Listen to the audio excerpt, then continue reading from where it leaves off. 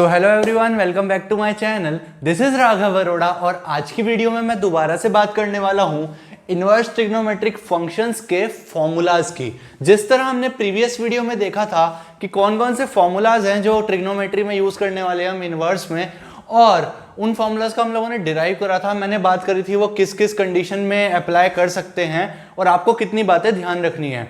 उसी कॉन्टिन्यूएशन में कुछ और फॉर्मूलाज हैं, फाइनल फॉर्मूलाज, जो हम इस वीडियो के साथ टोटल जितने भी फॉर्मूलाज थे वो खत्म कर देंगे और मैं कह पाऊंगा कि कॉन्सेप्चुअली हमारा चैप्टर खत्म हो चुका है। बस नेक्स्ट वीडियो में कुछ क्वेश्चंस देखेंगे हम, मेरे को आपको क्वेश्चन सिखाने हैं कैसे करने हैं, और उस वीडियो के साथ ही हमारा इनवर्स ट्रिग्नोमेट्री खत्म हो जाएगा। तो चलो इस वीडियो को जल्दी जल्दी से शुरू करते हैं यार, और देखते हैं कि कैसे कैसे फॉर्मूलाज चलने वाले हैं। Let's start guys. अच्छा हाँ गाइज, अगर आप इस चैनल पर फर्स्ट टाइम आए तो यार चैनल को सब्सक्राइब जरूर करना प्लीज, और वीडियो को लाइक करना, ठीक है, और अपने फ्रेंड्स के साथ शेयर करो यार। शेयर करोगे तो अच्छा रहेगा, उन लोगों की भी हेल्प होगी और मुझको भी एक मोटिवेशन मिलता रहता है कि हाँ यार मेरी वीडियो सब तक पहुंच रही हैं। तो कीप शेयरिंग गाइस, शेयर्स मत रोकने देना, ठीक है, शेयर करते रहो। तो चलो फिर अब फाइनली शुरू करते हैं, देखते हैं फॉर्मूलाज को। Let's start. तो यार कुछ फॉर्मूलाज और उनके डेरिवेशंस लिखने जा रहे थे, लिख चुके थे एटलीस्ट पिछली वीडियो में कुछ फॉर्मूलाज, तो और इस वाली वीडियो में भी कुछ और फॉर्मूलाज देखने जा रहे हैं। चलो देखते हैं नेक्स्ट सेट ऑफ फॉर्मूलाज। कुछ और फॉर्मूलाज हैं गाइज, वो क्या है ध्यान दो, ये वाले इंपॉर्टेंट फॉर्मूलाज हैं। क्या है guys? tan inverse x plus tan inverse y अगर आपके पास हो तो वो क्या होता है? वो होता है tan inverse x plus y upon 1 minus x y if xy is less than 1, x greater than 0, y greater than 0। तो इस पर्टिकुलर फॉर्मूला के लिए मैं कहूंगा कि आपको कंडीशन याद रखनी है, बिकॉज कंडीशन बेस्ड क्वेश्चन एक बार सीबीएसई ने पूछ लिया था, जिसमें पूछा जाता है यार आप लोगों को बेशक मैं बताऊंगा, लेकिन एज सच कंडीशंस याद नहीं रखनी है। जितनी मैं बता रहा हूं बस उतनी रखो। जैसे इस फॉर्मूला के लिए आपको कंडीशन याद रखनी है, और वो क्या है अभी देखते हैं क्या क्या आपको इसमें याद रखना है। पहले मैं लिख दूं आप लोगों के लिए, x plus y plus pi if x y is greater than 1, x is greater than 0, y is greater than 0। एक तो ये होता है, और होता है guys tan inverse x minus tan inverse y is equals to tan inverse x minus y upon 1 plus x y, अगर x positive हो y पॉजिटिव हो। ठीक है, ये हो गया। और कोई बच्चा इस सेट में नहीं? हाँ, तो भाई पहली बात तो ये इंपॉर्टेंट फॉर्मूला सेट है, इसको थोड़ा ज्यादा ध्यान से समझना।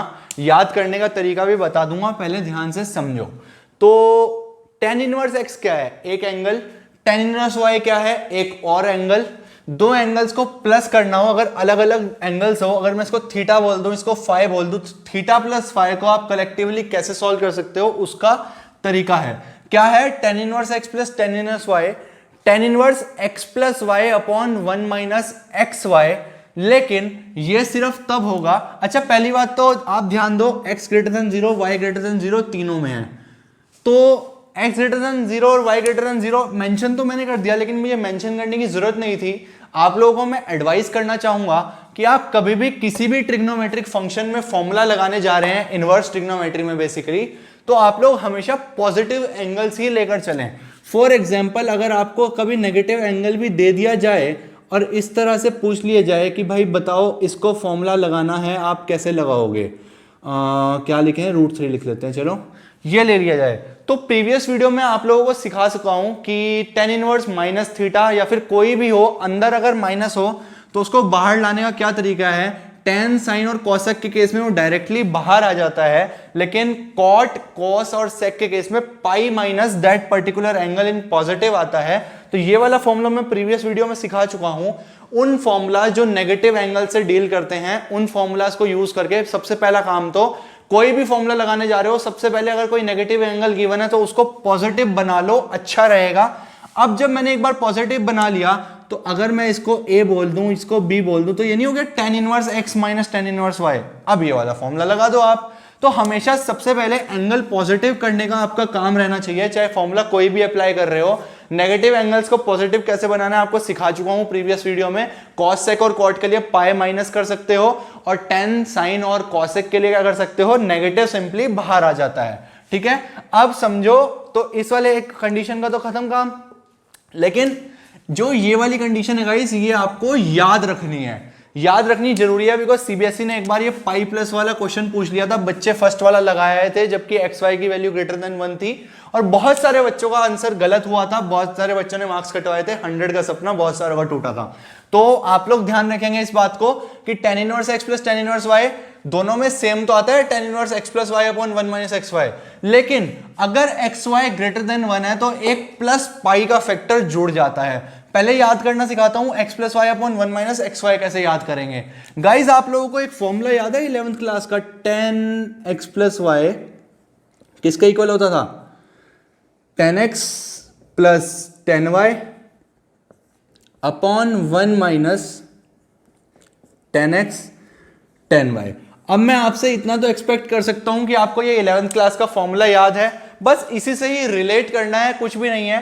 tan inverse x plus tan inverse y, x plus y upon 1 minus x y, x plus y upon 1 minus x Y.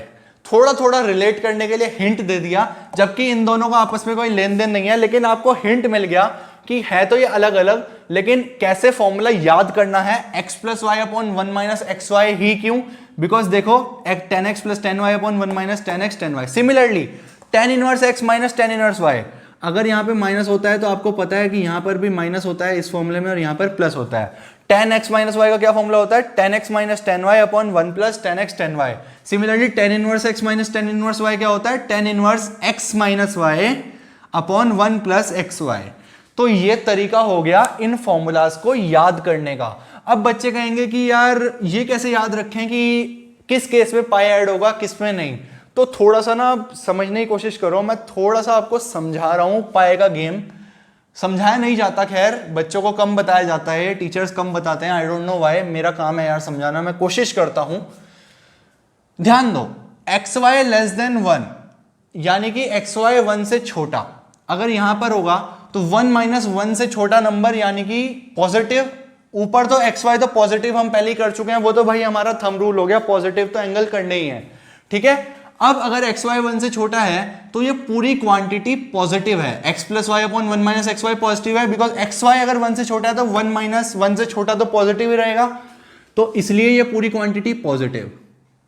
ठीक है, इसका मतलब राइट साइड पे जो भी वैल्यू है अंदर पॉजिटिव, तो एंगल आएगा पॉजिटिव फर्स्ट क्वाड्रेंट में। क्लियर, पॉजिटिव एंगल, x भी पॉजिटिव y भी पॉजिटिव, तो इन दोनों को ऐड करके भी कौन सा एंगल आने वाला है, कोई पॉजिटिव। भाई tan इनवर्स x एक एंगल है, tan इनवर्स y एक एंगल है, उन दोनों को ऐड करके जो फाइनल एंगल आने वाला है वो क्या आने वाला है, पॉजिटिव आने वाला है। पॉजिटिव का मतलब समझ रहे हो आप, तो लेफ्ट हैंड साइड हमारी पॉजिटिव है, राइट हैंड साइड भी हमारी पॉजिटिव है, क्योंकि एक्स वाई लेस देन 1 है, इसलिए सिर्फ एक्स वाई लेस देन 1 के केस में ये वाला फॉर्मूला वैलिड है।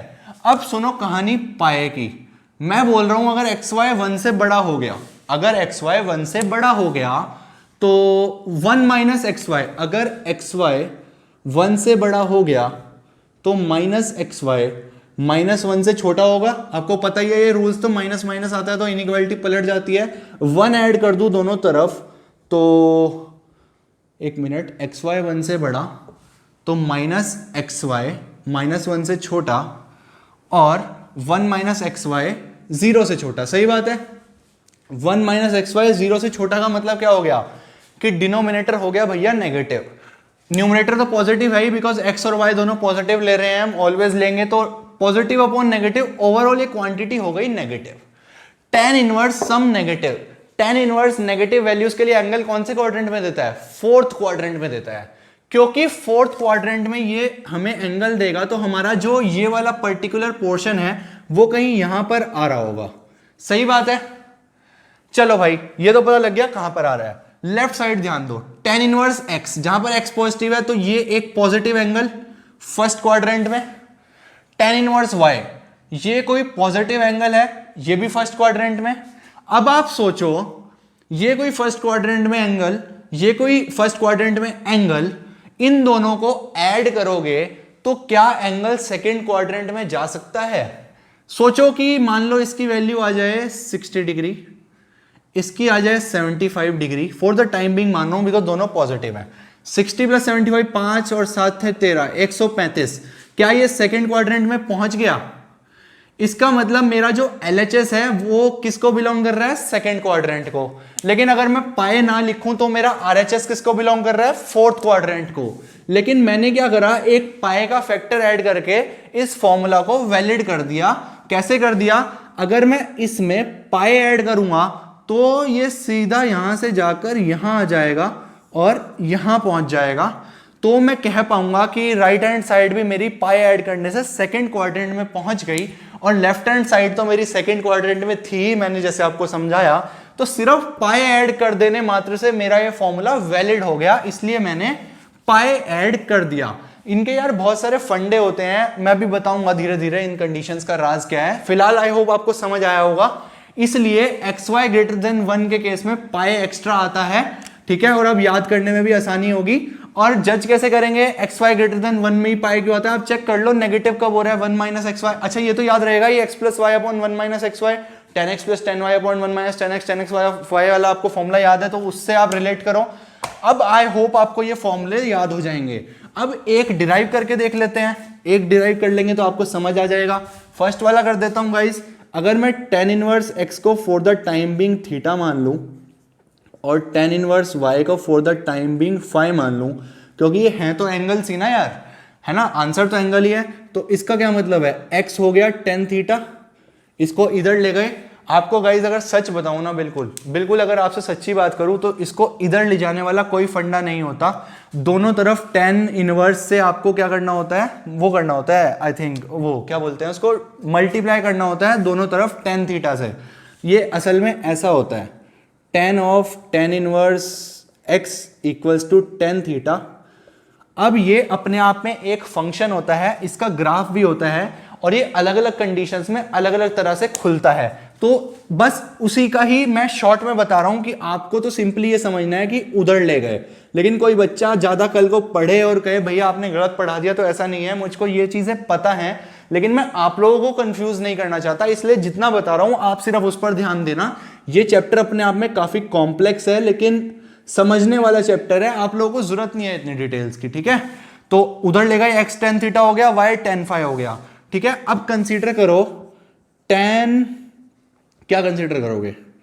tan x plus y consider कर लूं, वो क्या होता है? tan, अच्छा हमें निकालना क्या था यार? tan inverse x plus tan inverse y, यानी कि हमें निकालना है थीटा प्लस फाई की value.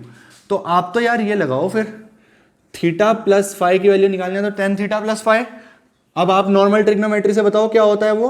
tan theta plus tan phi upon 1 minus tan theta tan phi, यही तो होता है नॉर्मल ट्रिग्नोमेट्री से। अब आगे आ जाओ, tan थीटा की वैल्यू x, tan फाई की वैल्यू y, तो मैं लिख सकता हूं tan थीटा प्लस फाई किसके इक्वल होगा? x plus y upon 1 minus x y. देखो x plus y upon 1 minus x y, सही बात है। tan थीटा x है, tan फाई y है, क्यों है? बिकॉज हमने ये लेट करा है। उसके बाद मैंने ये फॉर्मूला लगाया, ये फॉर्मूला 11th क्लास का, tan थीटा और tan फाई की नॉर्मल वैल्यू रखी। अब थीटा प्लस फाई किसके इक्वल हो जाएगा? tan उधर जाके tan इनवर्स हो जाएगा, और आपको मैं बता चुका हूं उधर ले जाने का कोई फंडा नहीं होता है। हमने दोनों तरफ tan इनवर्स से मल्टीप्लाई करा, और tan इनवर्स tan थीटा को खोलने का एक पूरा ग्राफ वगैरह बहुत झमेला होता है। ग्राफ बनते हैं इस तरह के, इस तरह के, बहुत अजीबोगरीब से, तो आप उसको मत सोचो। फिलहाल ये बस ये याद रखो कि उधर ले गए, ठीक है, उधर ले जाने से आपका काम चल जाएगा। तो फाई प्लस थीटा क्या होता है? tan inverse x plus y upon 1 minus x y. अब फाई और थीटा की वैल्यू क्या लेट करी थी हमने? tan inverse x tan inverse y, तो इसको लिख देंगे tan inverse x plus tan inverse y, और वो किसके इक्वल आ गया? tan inverse x plus y upon 1 minus x y, hence proved. तो इस तरह से प्रूफ किया जाता है पाए क्यों ऐड करा वो मैंने समझा दिया, कंडीशन कैसे याद रखोगे नेगेटिव पॉजिटिव से डिनोमिनेटर वो समझा दिया, लेकिन याद रखनी भैया जरूरी है, नेगेटिव के लिए कोई कंडीशन नहीं है, बस दोनों एंगल पॉजिटिव होने चाहिए, सीधा लगा दो। लेकिन अगर पॉजिटिव है तो सबसे पहले देखेंगे एक्स वाई का प्रोडक्ट क्या आ रहा है, अगर वो 1 से बड़ा आ रहा है तो पाई वाला फॉर्मूला लगाएंगे, अगर 1 से छोटा आ रहा है तो ये वाला लगाएंगे। बातें मेरी समझ आ रही होंगी, ध्यान रखना इंपॉर्टेंट सेट ऑफ फॉर्मूलाज है, ठीक है गाइस। आई होप ये फॉर्मूला सेट आपको क्लियर हो गया। इजी था, वैसे कुछ है नहीं, मैंने काफी कोशिश करी आपको कॉन्सेप्चुअली भी समझाने की, और जो थोड़ा बहुत याद रखने की बातें हैं वो भी बता दिया। मिक्स चीजें चलती हैं यार मैथ्स में, याद भी रखना पड़ता है, समझना भी पड़ता है, समझा ज्यादा रहा हूं, याद कम करवा रहा हूं, लेकिन थोड़ा बहुत आपको याद रखना पड़ेगा, ठीक है। नेक्स्ट सेट ऑफ फॉर्मूलाज पर आ जाओ। नेक्स्ट सेट ऑफ फॉर्मूलाज क्या है, 2 tan इनवर्स x का किसका इक्वल होता है। अब इसके 3 है यार, 3 कौन कौन से हैं, सबसे पहले तो लिखते हैं साइन वाला, sign inverse 2x upon 1 plus x square, cos inverse 1 minus x square upon 1 plus x square. Relate कर पाओगे ऑब्वियसली, मैं बताऊंगा कैसे याद करना है।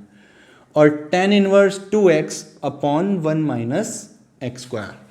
कुछ कंडीशंस होती हैं आप लोगों के लिए फिजूल हैं, लिख देता हूं क्योंकि मास्टर को तो लिख देनी चाहिए यार, टीचर को, वरना कहोगे कि बताया ही नहीं।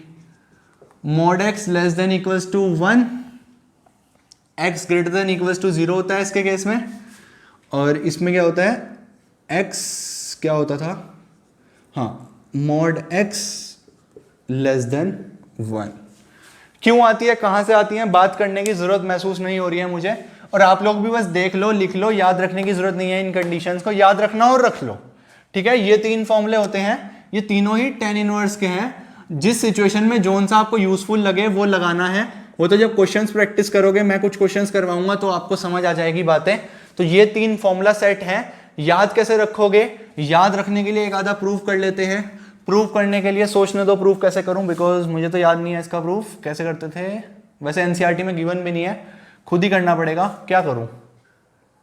चलो देखो, tan इनवर्स x को शायद आ जाए, tan इनवर्स x को थीटा मान लेते हैं, ठीक है। तो x क्या हो जाएगा, tan थीटा।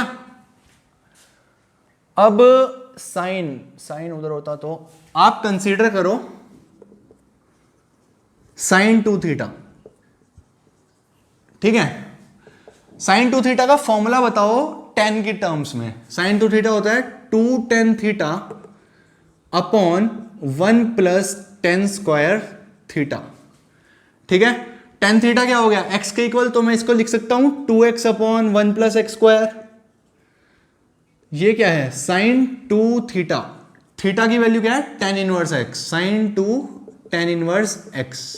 अब अगर साइन को उधर ले जाऊं तो क्या बचेगा, 2 tan inverse x equals to sine inverse 2x upon 1 plus x square.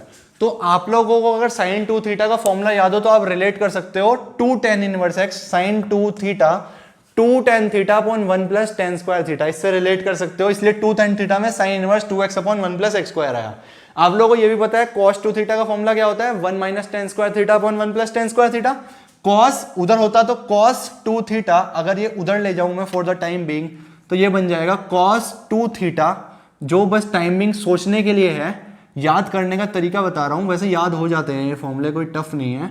तो 2 tan थीटा क्या होगा, cos 2 theta 1 minus tan square theta upon 1 plus tan square theta, cos inverse 1 minus x square upon 1 plus x square. Similarly 2 tan inverse tan की form में क्या है, 2x upon 1 minus x square.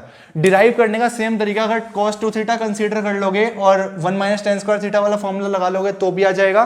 तो दूसरा derive करना होगा तो consider करना cos 2 थीटा, और तीसरा डिराइव करना होगा तो कंसीडर करना tan 2 थीटा। ठीक है गाइस, आई होप आपको ये फॉर्मूलाज क्लियर हो गए, ठीक है। तो ये थे वैसे तो मेरे फाइनल सेट ऑफ फॉर्मूलाज इस चैप्टर में, इनके अलावा कोई और फॉर्मूला पढ़ने की जरूरत नहीं है। लोग याद करवाते हैं एक formula sine inverse x plus sine inverse y का, मैं सजेस्ट करूंगा कि इस तरह के कोई फॉर्मूले मत याद करो, सीबीएसई तो नहीं कहता है अगर आप डायरेक्ट लगाओगे तो मार्क्स कट सकते हैं। जितने फॉर्मूलाज मैंने लिखवाए हैं इसके अलावा कोई और फॉर्मूला डायरेक्ट अप्लाई मत करना, आपको डिराइव करना पड़ेगा पहले फॉर्मूला पेपर में अगर लगाने जा रहे हो। वरना सिर्फ इन्हीं फॉर्मूलाज को आप डायरेक्टली अप्लाई कर सकते हो। तो ये कुछ इंपॉर्टेंट सेट ऑफ फॉर्मूलाज थे और इसी के साथ हमारे इनवर्स ट्रिग्नोमेट्री के जितने भी फॉर्मूलाज थे सब कवर हो चुके हैं। इन्हीं को यूज करके चैप्टर चलाना है और कुछ नया पढ़ने की जरूरत नहीं है। बस एक बात आप लोगों को और सिखानी है फाइनल, फिर हम करेंगे नेक्स्ट वीडियो में बहुत सारे क्वेश्चंस जिससे आपको और बातें क्लियर हो जाएं और इनवर्स ट्रिग्नोमेट्री को हम खत्म कर देंगे। ठीक है गाइस, सिखाना क्या है, फर्क सिखाना है दो चीजों में। अगर मैं आपको बोलूं sine of sine inverse x क्या होगा, और अगर मैं आपको बोलूं साइन इनवर्स साइन एक्स क्या होगा, तो क्या ये दोनों एक ही बात है या इसमें कोई डिफरेंस होता है? इसको कैसे डील करना है और इसको कैसे डील करना है? क्या आप लोगों को पता है एफ इनवर्स क्या होता है? एक्स के इक्वल होता है। और एफ इनवर्स ओ एफ क्या होता है? एक्स के इक्वल होता है इन्वर्टिबल फंक्शंस के लिए। यानी कि F of F inverse x x के इक्वल होता है और एफ इनवर्स एफ एक्स के इक्वल होता है अगर इन्वर्टिबल फंक्शन हो। लेकिन हमें कुछ बातों का ध्यान रखना है। क्या बातों का ध्यान रखना है? क्योंकि हम प्रिंसिपल वैल्यू ब्रांच से बाउंडेड हैं, मार्कर चेंज कर लिया जाए तो अगर हम प्रिंसिपल वैल्यू से बाउंडेड हैं तो देखो मेरी पहले बात सुनो पूरी, ध्यान दो। Sine of sine inverse x, sine inverse x value किस में देगा? साइन इनवर्स एक्स हमेशा प्रिंसिपल वैल्यू पढ़ते हैं हम, तो ये बिलोंग करेगा -π/2 से π/2 को। सही बात है। साइन थीटा, आप नॉर्मल ट्रिग्नोमेट्री याद करो, साइन थीटा की वैल्यू निकालनी हो तो थीटा पर क्या कोई रेस्ट्रिक्शन होती थी नॉर्मल ट्रिग्नोमेट्री में? थीटा तो भाई रियल नंबर्स को बिलोंग करता था, कुछ भी हो सकता था। तो अगर वो -π/2 से π/2 में बिलोंग कर रहा हो तो मुझे कोई प्रॉब्लम नहीं है। पहली बात तो आंसर आएगा x। और साइन इनवर्स x की कुछ भी वैल्यू हो, क्योंकि थीटा रियल नंबर को बिलोंग करता है, अगर बाहर साइन है तो हमेशा ये एक तरह से मान लो कि इससे ये कट जाता है। काट मत देना, ऐसा कुछ होता नहीं है, सिर्फ याद करने के लिए बता रहा हूं कि इससे ये कट जाता है, ऐसा मान लो। ऐसा होता कुछ नहीं है, ठीक है, कटता वटता कुछ नहीं है। बस मान लो कि इनवर्स और नॉर्मल फंक्शन साथ साथ हो तो वो हटके जो वैल्यू बचती है वो आंसर आ जाता है। ठीक है। सिमिलरली कटना तो इस केस में भी चाहिए लेकिन कटता नहीं है। कटता क्यों नहीं है? बात सुनो, और कब कटता है वो सुनो। और भाई दोबारा बता रहा हूं, ऐसा कोई कटने वाला कॉन्सेप्ट नहीं है, ये गलत है बिल्कुल। ऐसा कोई पढ़ाने लायक चीज नहीं है, तो मैं याद करने के लिए बता रहा हूं। ठीक है, मैथ्स का कॉन्सेप्ट नहीं है कि काट दो, काटना मत कोई भी कॉपी में। ठीक है, साइन इनवर्स साइन एक्स है तो वो हमेशा एक्स के इक्वल नहीं होगा, जबकि sine of sine inverse x है वो हमेशा एक्स के इक्वल होगा। हमेशा एक्स के इक्वल क्यों होगा? क्योंकि ये हमेशा बिलोंग करेगा -π/2 से π/2 आपके कोर्स में, और इस पर्टिकुलर इंटरवल से साइन को कभी भी प्रॉब्लम नहीं रही है और वो हमेशा ही इस पर्टिकुलर इंटरवल के लिए चीजों को ऑपरेट कर देगा और एक्स हमें आंसर दे देगा। ठीक है, लेकिन इस केस में क्या प्रॉब्लम है? साइन एक्स किस से किस में बिलोंग कर सकता है गाइस? साइन एक्स बिलोंग कर सकता है साइन एक्स बिलोंग कर सकता है -1 से 1 के बीच में। लेकिन जो आपको आउटपुट चाहिए वो किस में होना चाहिए? साइन इनवर्स बाहर है, sine inverse of some value, जो आउटपुट आएगा वो प्रिंसिपल वैल्यू ब्रांच में आना चाहिए। यानी कि जो फाइनल x आएगा, हमें तो x चाहिए -π/2 से π/2 में बिलोंग करता हुआ। तो अगर मैं आपको बोल दूं, अब आप लोगों को पता है ये बात कि sin π/6 इक्वल होता है sin 5π/6 के, यानी कि पाई -π/6 के, क्योंकि फर्स्ट और सेकंड क्वाड्रेंट में साइन पॉजिटिव होता है ना। sin π/6 sin 5π/6 के पॉजिटिव इक्वल होता है। अगर तो यहां पर मैं लिखूं sin π/6, π/6 किसको बिलोंग करता है? -π/2 से π/2 में, तो उस केस में तो मेरा π/6 आंसर आ जाएगा। लेकिन अगर मैं लिखूं साइन इनवर्स sin 5π/6, तो क्या ये 5π/6 के इक्वल होगा? जी नहीं, ये हो जाएगा गलत। गलत क्यों हो जाएगा? बिकॉज साइन इनवर्स बाहर है, यानी कि इनवर्स फंक्शन बाहर है, और इनवर्स फंक्शन कहता है कि मेरा जो आंसर आएगा वो प्रिंसिपल वैल्यू ब्रांच में आएगा।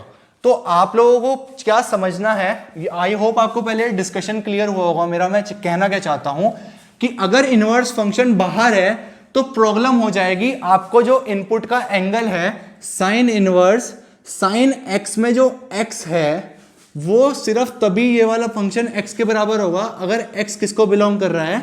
-π/2 से π/2 को।